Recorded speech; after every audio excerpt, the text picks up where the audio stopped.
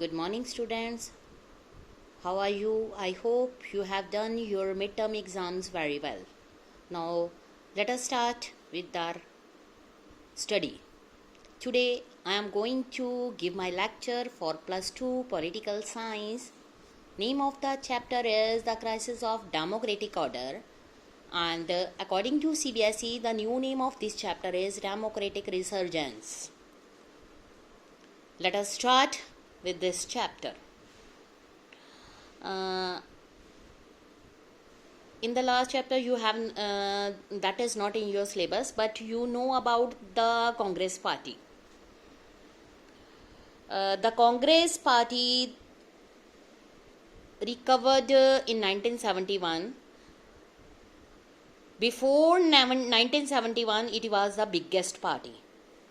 The difference between clear in a series of events between 1973 and 1975, जिसमें ये दिखाई देता था कि न्यू चैलेंजेस जो हैं वो इंडिया की डेमोक्रेटिक पॉलिटिक्स को मिल गए. इंस्टीट्यूशनल बैलेंस जो है वो कॉन्स्टिट्यूशन द्वारा डिसाइड किया गया. These developments led to the imposition of emergency in June 1975. Emergency भी लगाई गई 1975. नॉर्मली अगर हम बात करें we would associate emergency with war and aggressions और with natural disaster. For example जैसे अब इंडिया में कोरोना चल रहा है तो हमें एमरजेंसी लगानी पड़ी, लॉकडाउन करना पड़ा. बट जो वो 1975 वाली एमरजेंसी थी, this emergency was imposed because of perceived threat of internal disturbance. हमारी कंट्री के अंदर इंटरनल डिस्टर्बेंस स्टार्ट हो गए थे.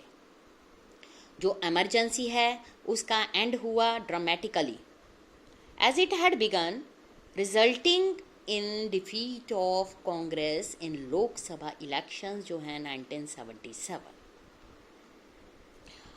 अब ये चैप्टर हम स्टार्ट करेंगे. In this chapter we focus on the crucial phase in the history of democracy in India.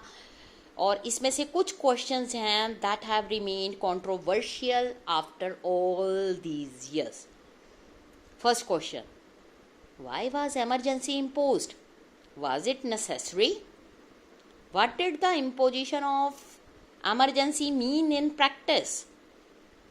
What were the consequences of emergency on party politics? What are the lessons of emergencies for Indian democracy? Let us start topic background to emergency. We have already studied the changes that were taking place in India politics since 1967.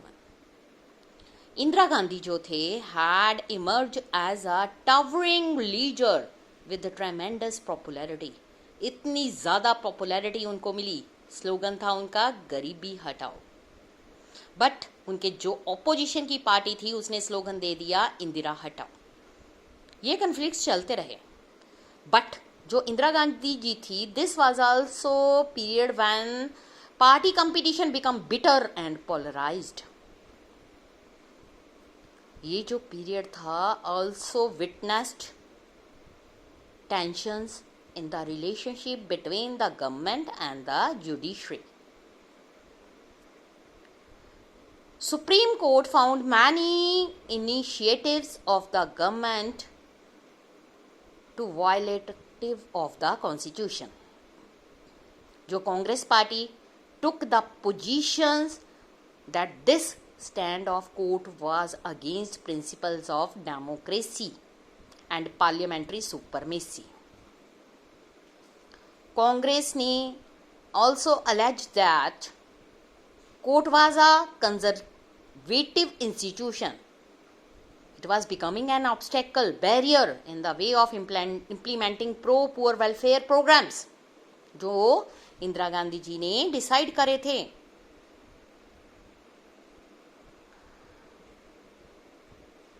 The personalized and the governmental authority was being converted into personal authority. Congress में split हो गई. sharpened the divisions between Indira Gandhi and her opponents.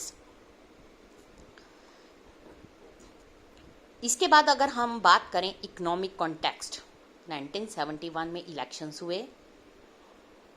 Congress ने slogan दिया, गरीबी हटाओ means remove the poverty. The social and economic condition जो उस time country की थी did not improve much after 1971 and 72। इतनी ज़्यादा पॉवर्टी फैली हुई थी हमारी कंट्री में। उसके बाद जो बांग्लादेश में क्राइसिस आए, उन्होंने एक हैवी स्ट्रेन जो है इंडिया की इकोनॉमी पर लगा दिया। 8 मिलियन पीपल जो थे cross over East Pakistan border into India में आ गए। ये था followed by war with Pakistan. After the war जो यूएस गवर्नमेंट थी stopped all aid to India. उन्होंने सभी तरह की एड इंडिया को देनी बंद कर दी। इंटरनेशनल मार्केट में ऑयल प्राइसेस इंक्रीज हो गए। इस पीरियड में बहुत सारे मैनीफोल्ड आए, जिसके कारण ऑलराउंड इंक्रीज हो गया जितनी भी कमोडिटी थी उनके प्राइसेस में। जो प्राइजेस थे वो इंक्रीज हुए 23% 1973 में एंड 30% इन 1974 में। हाई लेवल इन्फ्लेशन हो गई। लोगों के लिए अर्निंग को अर्न करना बहुत मुश्किल हो गया। इंडस्ट्रियल ग्रोथ हमारी कंट्री में बहुत ज़्यादा लो थी, अनएम्प्लॉयमेंट ज़्यादा थी। रूरल एरिया का हाल बुरा था, पर्टिकुलरली वहाँ पर अगर हम बात करें तो वहाँ पर अनएम्प्लॉयमेंट बहुत ज़्यादा थी। गवर्नमेंट ने एक्सपेंडिचर को रिड्यूस करने के लिए जो एम्प्लॉयज़ थी उनकी सैलरीज पर फ्रीज लगाना शुरू कर दिया, जिसके कारण गवर्नमेंट एम्प्लॉयज़ में डिससेटिस्फेक्शन हो गई। उसके अलावा इंडिया में 1972 से लेके 1973 तक जो मॉनसून था वो भी फेल हो गया, जिसके कारण जो एग्रीकल्चर प्रोडक्टिविटी थी वो भी बहुत ज़्यादा डिक्लाइन कर गई। फूड ग्रेन्स जो आउटपुट हमारे पास आती थी वो डिक्लाइन 8% और ज़्यादा डिक्लाइन कर गई। सभी तरफ एक तरह का जनरल एटमॉस्फेयर और डिससेटिस्फेक्शन फैल गया। इकोनॉमिक कंडीशंस जो थी बहुत ज़्यादा बुरी हो गई। सारी कंट्री में ये कंडीशंस ज़्यादा से ज़्यादा ख़राब होती गई। इस कॉन्टेक्स्ट में जो नॉन कांग्रेस ऑपोजिशन पार्टी थी उन्होंने अपनी पॉपुलैरिटी को गेन करने के लिए इफ़ेक्टिवली प्रोटेस्ट को शुरू कर दिया। स्टूडेंट्स के बीच में ये प्रोटेस्ट ज़्यादा चले। Unrest that had persisted from the late 1960 ये और ज़्यादा प्रोनाउंस्ड हो गई इस पीरियड में। Increase in the activities of Marxist group, जो ये बिलीव नहीं करते थे कि पार्लियामेंट्री पॉलिटिक्स बननी चाहिए। ये लोग लड़ाई में ज़्यादा इंटरेस्ट रखते थे and insurgent techniques for the overthrow of capitalist order and establish political system. इनको नाम दिया गया मार्क्सिस्ट लेनिस्ट। अब ये माओइस्ट के नाम से जानी जाती है। ये वो ग्रुप हैं, नक्सलीस इसमें आए, वो वेस्ट बंगाल में स्ट्रॉन्ग बन गए। स्टेट ने इनकी स्ट्रेंथ को बढ़ते हुए देख के इनको दबाने के लिए आर्मी को रखा। ये चाहे जो ये थी वो सिचुएशन जब हमारे इंडिया में पीरियड ऑफ डिप्रेशन शुरू हो गया, जिसका जो इफ़ेक्ट था general people of the country उन पर पड़ा। फूड के प्राइसेस इंक्रीज होना, प्रोडक्शन कम हो जाना, गवर्नमेंट एम्प्लॉयज़ की सैलरी का कम हो जाना, ये एक बहुत बड़ा इफ़ेक्ट था हमारी कंट्री की इकोनॉमी पर।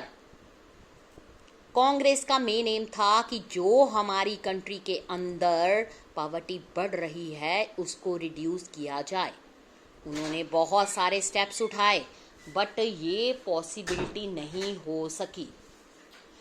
इस पॉसिबिलिटी को गेन करने के लिए बहुत कुछ किया गया, जिसके कारण कांग्रेस पार्टी में डिवीजन हो गई।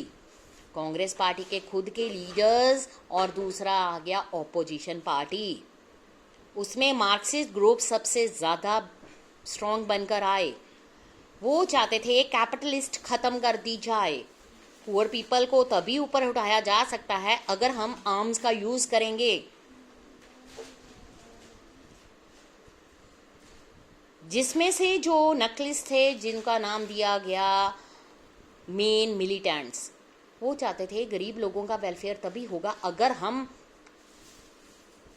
बड़े बड़े पॉलिटिकल लीडर्स जो लोगों को लूट कर खा रहे हैं उनको ख़त्म कर दिया जाए। ये चीज़ें हमारी कंट्री में फैलनी शुरू हो गई। पाकिस्तान के साथ लड़ाई भी जो इसी सीज़न के पीरियड में हुई थी। ये यहीं तक टॉपिक फिनिश है। नेक्स्ट हम कल करेंगे Gujarat and Bihar movements. Thank you students.